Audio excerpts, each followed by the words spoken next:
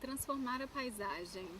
É importante pensar sobre isso. Como transformar a paisagem? No primeiro momento é interessante a gente pensar o que é a paisagem, né? E considerando paisagem como a interação homem-natureza, de acordo com uma intenção, isso desperta algumas dimensões dessa paisagem, seja uma dimensão material ou uma dimensão imaterial.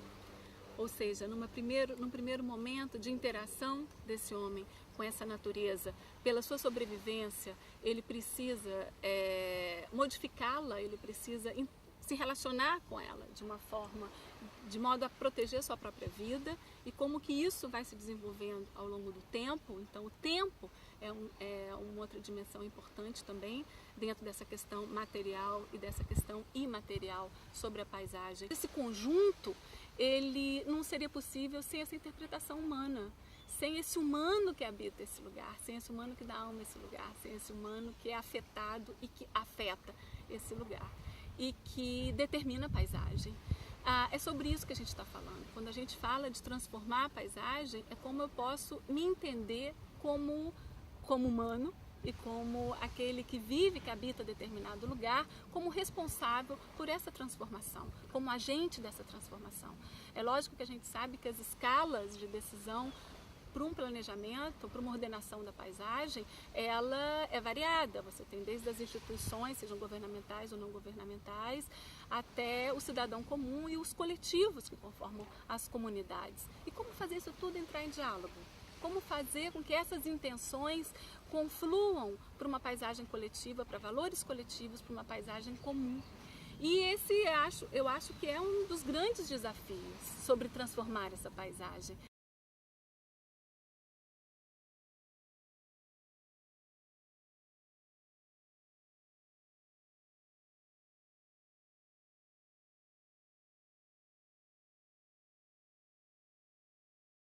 O que propicia essa vida comunitária é num todo, né?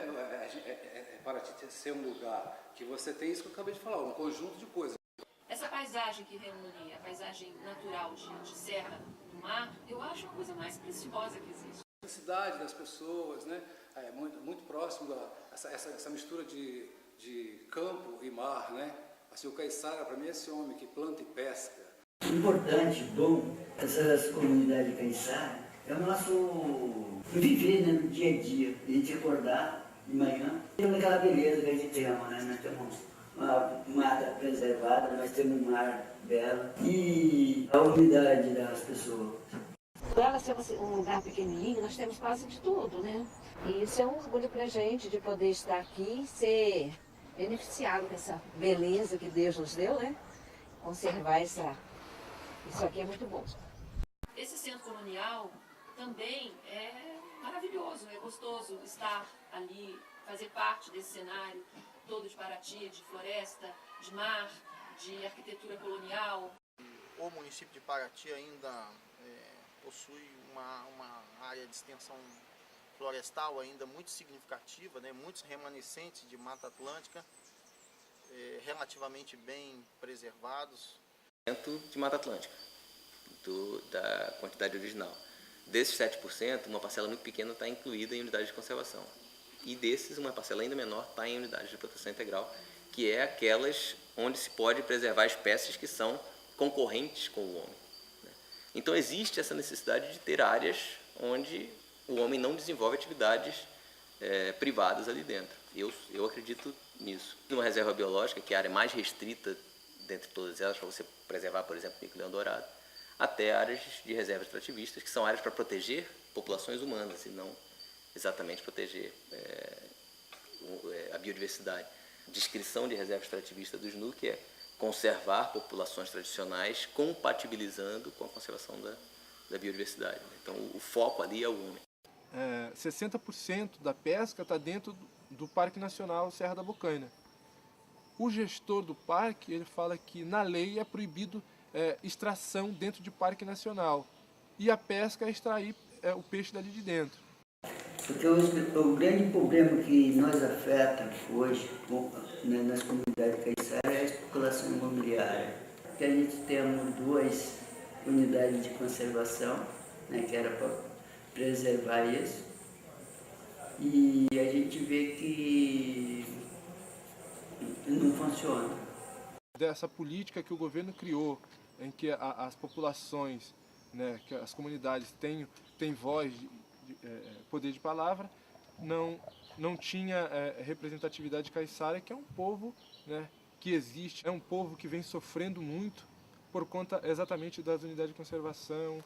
O governo, quanto Ministério do Meio Ambiente, vem protegendo só a natureza e as comunidades, zero. A pesca está proibida, né? Em áreas proibidas. Daí eles atravessar a Bahia para chegar onde precisa pescar, e podem pescar, eles não entram com esse barquinho. Não, a roça ela nunca foi grande. Uhum. A roça ela sempre foi de família, né? Aqui nesse pedaço aqui a gente vive há pelo menos há 100 anos, a minha família. O meu pai chegou a fazer roça aqui. Eu não posso fazer roça aqui. Eu nunca fiz roça aqui. O meu avô herdou do pai dele, meu pai herdou do meu avô o direito de fazer roça aqui, mas eu não herdei. E ao mesmo tempo que não há fiscalização, porque a gente não quer só uma fiscalização que ingesse, que castre o morador, aquele pescador artesanal que precisa daquele sustento, né? Mas a gente precisa planejar, organizar e saber o que é de recurso de pesca para poder estar amparando. Talvez aí a legislação devesse, num diálogo, né, com esses grupos sociais, definir, né, que espaços são esses que precisam de tal cuidado. Definir quais são os usos, a bem da verdade.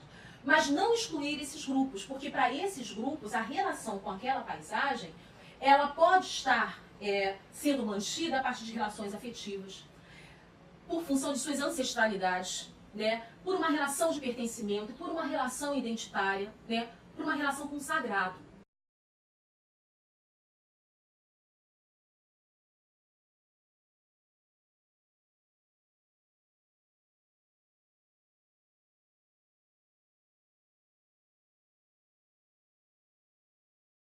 Historicamente, o município, né, esteve isolado durante muito tempo, sem acesso por terra, apenas o acesso por mar.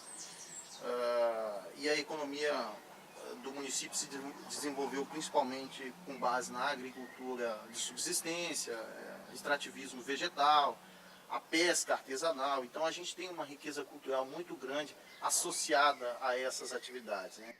Porque foi exatamente esse período, essa estagnação, que permitiu que nós preservássemos os nossos patrimônios, né, natural, histórico, cultural. Tem 3 características maravilhosas de Paraty, que é a zona rural, que é a região caiçara e a questão dos indígenas e da população afro-brasileira, negra. Quer dizer, é muito forte isso, é patrimônio. O caiçara, ele vive da roça, ele extrai palmito, ele caça, ele pesca artesanalmente. Eu falo do território que a gente vive, né? Porque, para mim, o meu território é toda a reserva, né? Eu faço parte do Mamanguá, eu faço parte do Sono. Isso, né, faz parte, né, eu desse local e esse local da minha vida, né? Eu cresci circulando dentro daquela região ali. Essa é a realidade, a cultura do caiçara. Então, precisa se demarcar o território do caiçara. A atividade agrícola é realizada conjuntamente com a atividade de pesca e com o turismo. Na região costeira, a pesca permanece sendo a principal fonte de renda, seguida pelo turismo. Hoje as comunidades caiçaras estão desenvolvendo outro meio de sobrevivência, né, que é o turismo. Mas, porém, fazer o turismo ele não vai deixar de ser caiçara nunca. Né? Ele tem a origem dele ali. A gente se adaptou-se a muitas coisas da cidade, então por isso que eles falam, o caiçara não é mais caiçara, porque ele já trocou a canoa dele por um barco de fibra, já trocou a casa de sapê dele por uma casa de alvenaria. Então, claro que eu acho que o patrimônio humano, a gente tem que ver aí o que é mais importante, o natural, o patrimônio humano, eu acho que ambos são importantes. No momento que nós estamos vivendo, Paraty corre um risco muito grande da perda total da sua identidade cultural. Me dói muito algumas pessoas falar, mas em Trindade ainda tem caiçara? Eu acho isso um absurdo, porque o povo está aí, a cultura está aí, esse modo de vida que eu acho muito importante para a natureza, para o país, para o ser humano. Não é o turismo que prejudica isso, né? O que prejudica isso é a exploração desse turismo, feito por pessoas que não têm o menor compromisso e responsabilidade com nada. E basicamente eu acho que o desafio aqui em Paraty hoje é como frear isso, porque tudo tem um limite. O ritmo desse desenvolvimento não pode ser muito rápido, porque você está interferindo em culturas que estão estruturadas de uma forma própria e que tudo que você leva para elas que não é delas, não com o que você leva vai outro modo de vida, outro padrão de consumo, e aí você pode estar interferindo naquela situação que funciona, ainda que não seja sob a perspectiva de quem não está lá, tão bem como as pessoas acham que deveria ser. Aquilo que o trabalho rural pode gerar de riqueza, de renda, é muito baixo se comparado com outras atividades como o turismo, e infinitamente menor do que o custo da venda de terras aqui no município. Hoje a gente luta em determinada área do governo contra o governo, porque o governo, quando criou a unidade de conservação, veio para ajudar as comunidades tradicionais que vivem dentro de unidade de conservação a manter aquilo do jeito que estava. Hoje a gente não pode plantar, né, não pode fazer roça, hoje a gente não pode pescar. A agricultura tradicional vai se manter e lotes não podem ser vendidos, porque ela está associada também a não desmatamento da floresta, a preservação das áreas já desmatadas e tal. Você vai poder desmatar mais, não vai poder passar motosserra, uma opção de coisa, ou seja, necessariamente você vai ter que manter técnicas mais artesanais para manter ali dentro. Agora, como conciliar isso com o meio ambiente? Esse que é o grande problema. Tem uma política voltada do Ministério do Meio Ambiente para falar assim, não, nós estamos criando um trabalho. Ele vem primeiro tirar as pessoas, demarcar o território da unidade de conservação, para depois, outra parte do governo ou não, criar uma política para aquelas pessoas que não tiveram, na maioria, acesso a estudo, não tem estrutura para viver numa cidade. O grande desafio do IFAM em Paraty é exatamente essa compreensão do macro. E como fazer com que as pessoas de fato lutem pela preservação pelo interesse público e não pelo seu interesse individual. A vida de vocês está sendo tombada, na verdade. O valor de vocês está sendo tombado, não é o patrimônio, é o valor da cidade, o valor da vida de vocês aqui, da vida dos seus antepassados e das pessoas que viveram aqui. Eu acho que o principal problema aqui da comunidade, eu acho que ele vem da pressão, né, do desenvolvimento, entre aspas, aí, que se vive nessa região. Se nós estamos numa região, né, entre as duas maiores metrópoles do país, né, as mais desenvolvidas, dentro de uma região onde Mata Atlântica, mar e montanha, uma beleza natural, né, importante, cheio de unidades de conservação. E isso, de certa forma, afeta o desenvolvimento dessas comunidades, né? E a nossa também, a gente se encontra nesse contexto. A pressão da especulação imobiliária, porque cada dia é pressão de um condomínio, é pressão do resort que se constrói, é pressão de grupos forte economicamente, chegando nessa região. Cada tempo que se passa, isso vem transformando a região. E isso pra gente é uma ameaça. Praticamente é o slogan do governo, né? O turismo, ele entra dentro da unidade de conservação, sai, sabe, tem que ter umas regrinhas, mas não cria impacto. Agora a roça, pesca, cria impacto, então vocês não podem fazer isso. E isso, os nativos vão migrando tudo para uma coisa que não é a realidade dele. A gente ficou um pouco mais individual, antes era mais coletivo. Então eu acho que a chegada do turismo veio um dinheiro mais fácil de se ganhar. Eu trabalho sozinho, eu não preciso de outro companheiro para me ajudar. Acho que a gente vai evoluindo e eu acho que tem que acompanhar a evolução. Mas eu gosto muito do estilo que a gente vivia, caiçara, né, que até parecia que o dia rendia, que era muito grande, que você tinha tempo para as pessoas, para a conversa, você tinha tempo para fazer tudo e estava tudo naquela paz, não tinha muros, sabe, não tinha essa guerra por terra, por isso, por aquilo, vivia em paz. Quando a gente olha para o lado, né, essa política mais macro, esse desenvolvimento que para a gente não é o que a gente pensa quanto desenvolvimento, isso é muito ameaçador.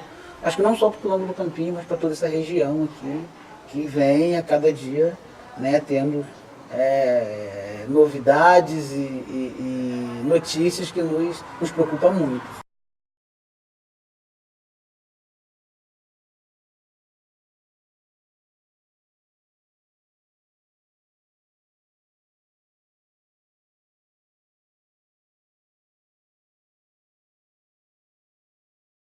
No Penha. O que eu tenho no Penha? Eu tenho um dos principais marcos da Estrada Real, que é o Capim do Ouro. Eu tenho um restaurante lá, já para prestar um serviço, que faz uma galinha caipira, que é a tradição do lugar. Eu tenho alambiques de cachaça ali naquela região. O Gendouro é ali do lado do próprio restaurante, né? Eu tenho a estrada cortando essa ligação à própria comunidade. Se ali naquela região pudesse desenvolver articulação de algumas pousadas, entendeu? Com alguns atrativos, com a própria produção agrícola do local, do caminho do ouro. Todos esses atrativos, se fossem levantados, pudesse criar um produto turístico para aquela região, isso com certeza seria um dos principais pontos locais em que o turista teria que visitar. Eu acho que a gente está muito preparado para fazer festas, a gente tem uma eficiência impressionante. Nós não temos mais turista vir ver Paraty, nós estamos tendo turista que vem para eventos em Paraty. Tem que pensar também nessa cultura econômica, na indústria cultural, que justamente tem um grande interesse em buscar a criatividade desses diferentes grupos e tornar isso produtos vendáveis. A população mesmo não vivencia isso no dia a dia. Tem tudo quanto é gente hoje que ainda não estão educados ainda para sair de casa, né? Tudo muito feito para vender uma imagem da cidade, tudo feito, entendeu? Então a comunidade, o povo, ele participa muito como mão de obra. A ideia de reinventar é justamente você resgatar esse caráter humano da cidade. A cidade perdeu o caráter humano, passou a ser o caráter cenário. Que alma tem esse lugar? Que cara tem esse lugar? Isso é turismo cultural. E esse turista não está vindo em Paraty. Você tem um povo e ainda tem um patrimônio, que é o patrimônio daquele povo, tá? E que tem que ser retornado a ele. Agora, se ele fica somente como prestador de serviços para o centro histórico, você tem essa separação. Porque ele não tem valor em si. Ele tem valor agregado ao centro histórico. Acho que existem uns limites muito frágeis e zonas onde se misturam aquilo que se deseja preservar, o que se deseja mudar, o que deve, o que não deve mudar. O que está ameaçando isso é a mudança, né, do local. Se você tem um resort, uma marina nesse local, você vai mudar totalmente a paisagem do lugar. Em outros lugares nem tanto. Aí tem problema da costeira toda, né? Por exemplo, a costeira está toda vendida. Né? Toda vendida a costeira. Então as festas nacionais de pesca vão para o espaço. Sabe? Isso vai passar por várias coisas, que a costeira não pode ser vendida. É terra pública. Nem toda é vendida. Então, tudo, a grande equação vai ter que ser feita. Isso aqui faz parte dessa identidade nacional que a gente está falando. Porque se tem um condomínio, quando eles vão ser o dono da cachoeira, vão ser o dono da praia. Eu acho que as festas fazem parte da nossa história, das nossas tradições culturais, elas são muito bonitas, mas eu acho que a gente precisa cuidar dessa paisagem. Nós somos candidatos a Patrimônio da Humanidade, nós temos que estar preocupados com a nossa população, com a educação, o preparo realmente do nosso cidadão. Eu que atuo na área de educação, vejo como nós estamos despreparados. A rua principal que eu passo todo dia é 3 canos de esgoto terríveis, jogando dia e noite. O esgoto in natura dentro do rio. O único rio que nós temos no bairro histórico. Dá vontade até de chorar. Então é uma cidade muito contraditória. A gente está aí querendo ficar moderno, querendo cuidar dos nossos patrimônios, mas a gente ainda se depara com esses problemas que são fundamentais, são primários.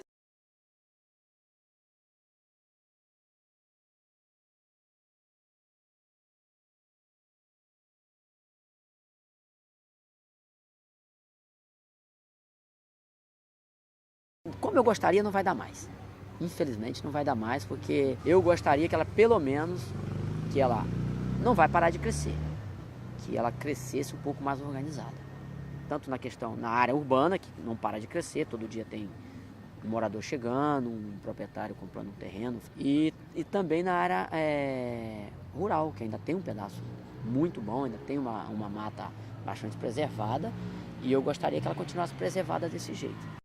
Hoje tem alguns projetos muito interessantes que buscam, primeiro, adequar as atividades agrícolas às condições do ambiente local e também possibilitar uma interação maior entre a agricultura e o turismo. E aí uma posição que aí sim é da gestão do Parque Nacional, não necessariamente do ICMBio, é de você procurar, na medida do possível e sempre que possível, você ter essas terceirizações ou esse repasse essa delegação de atribuições para as comunidades locais. O trabalho tem que estar casado, porque senão está um olhando a árvore e o outro olhando a ruína. As unidades de conservação, sabe, efetivamente funcionando, cada unidade com a sua infraestrutura, com a sua equipe, contando com as comunidades inseridas dentro desse trabalho, né, envolvidas, conscientes, com a população capaz, preparada. Um fato importante também é a questão da educação, fortalecer a educação tradicional, é para trabalhar com os conteúdos das comunidades tradicionais. No próprio estudo de matemática, você pode estar ensinando o moleque a fazer uma canoa, fazer um barco. Educação diferenciada. Igual hoje, os indígenas já tem isso, né? A gente tem uma discussão quanto quilombo do Campinho, né? De uma educação, né, que reconheça e que respeite mais a nossa cultura, né? Ou seja, que seja construída por nós.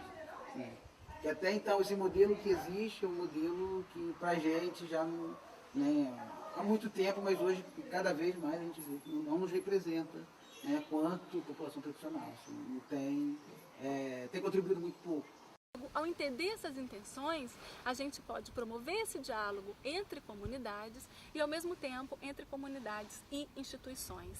E daí, partir de um olhar geral para um olhar local, e esses fragmentos entre si compondo um todo, ou vários pedaços de um todo, pedaços conversados, pedaços discutidos, pedaços que valoram uma paisagem coletiva, conversada e projetada, ordenada coletivamente. Importante papel da universidade como mediadora.